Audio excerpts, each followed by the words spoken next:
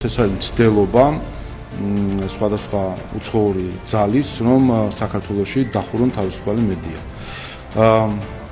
ფაქტია, რომ თავარი რასაც უფრთხის დღეს ბრიუსელი, ეს არის მართალი სიტყვა და ძალიან აფრთხობთ, როგორც ჩანს, ის სიმართლე, რომელიც საბოლოო ჯამში ესმით და რომლის გამოც ის მთელი პროპაგანდა, რომელიც მოქოქილი იყო და მილიონობით იხარჯებოდა საქართველოს ინტერესების წინააღმდეგ, ეს პროპაგანდა არ მუშაობდა. არსებობს კარგი სიტყვა ფარისეულობა. უნდა მიხვდეთ, რა ფარისეულობა არის ევროპარლამენტში, რა ფარისეულობა არის ბრიუსელში, რა ფარისეულების ხედან ევროკავშირის საელჩოში, რომლებიც აკრიტიკებენ საქართველოს პარლამენტს, აკრიტიკებდნენ და თავდასხმის ობიექტი იყო საქართველოს პარლამენტი იმის გამო, რომ შეეცადა რომ მედიის რაღაც ელემენტარული წესები ყოფილიყო პარლამენტში, რომელიც არის 10-ჯერ უფრო მსუბუქი, როგორც აღმოჩნდა, ვიდრე ევროპარლამენტში იყო. და როგორ ბედავდა ეს ხალხი საქართველოს პარლამენტს თავს ესმოდა. სანამ ევროკავშირი არ გათავისუფლდება მსგავსი ადამიანებისგან, რომლებიც ცდილობენ სუვერენიტეტის, სხვა ქვეყნის სუვერენიტეტის შელახვას, ადამიანების მიმართ ზიზღით მოქმედებენ და ცდილობენ სხვა ქვეყნებზე თავდასხმას, მანამ რა თქმა უნდა ჩვენ ვერ დაგვარწმუნებენ იმაში, რომ ასეთ ევროკავშირში ყოფნა რაიმენარის სარგებლოს მოუტანს ჩვენ ქვეყანას, იმიტომ რომ სადაც არიან ქართველი ხალხის მიმართ ზიზღით განწყობილი ადამიანები, ჩვენ იქ ვერ ვიქნებით.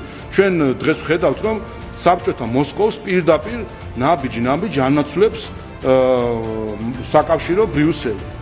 და არაფრით არ განსხვავდება, ესთეტიკაც კი იგივე არის. აი იგივე რაც ჩვენ გვესმოდა 99 წელს, როცა გაიმართა 1999 წელს სახალხო დეპუტატთა ყრილობა 9 აპრილის შემდეგ და რა თავდასხმებიც მაშინ იყო ქართველი ხალხის წინააღმდეგ იმ ყრილობაზე მოსკოვში.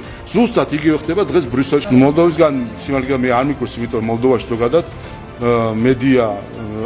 მედიის შეზღუდვა ეს ფაქტი არის, თვითონ შიდა მოლდოვური მედიის შეზღუდვა, რამდენიმე მედია ტელევიზია დახურა მოქმედმა პრეზიდენტმა სასამართლო გადაწყვეტილებების გარეშე და ყველგან რა თქმა უნდა ეს გამართლებას პოულობენ, რომ ეს არის დეზინფორმაცია და პრორუსული. მარტივია, მიაკერო იარლიხი, როგორც 100 წლის წინ აკეთებდნენ ამას, მიაკერებ იარლიხს, ვინ არის შენი გამკითხავი ხან მოლდოვის პრეზიდენტს, ვინ გაკითხავს ტარს უკრავენ წითელხა, იტყვის რომ ამას დახჭობა, ამას დახვეტა, ამას ჩამოხრჩობა.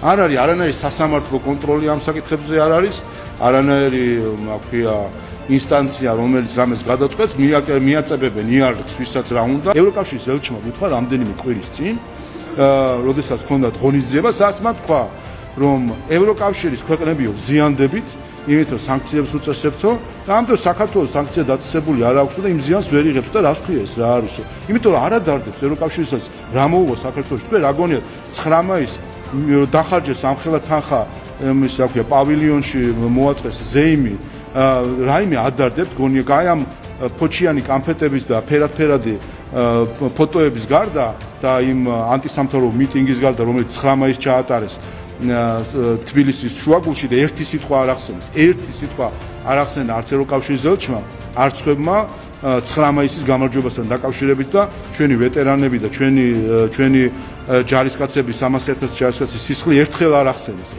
ახსენეს ამ ღონისძიებაში, მაშინ როდესაც მთელი ქვეყანა 9 მაისს აღნიშნავდა.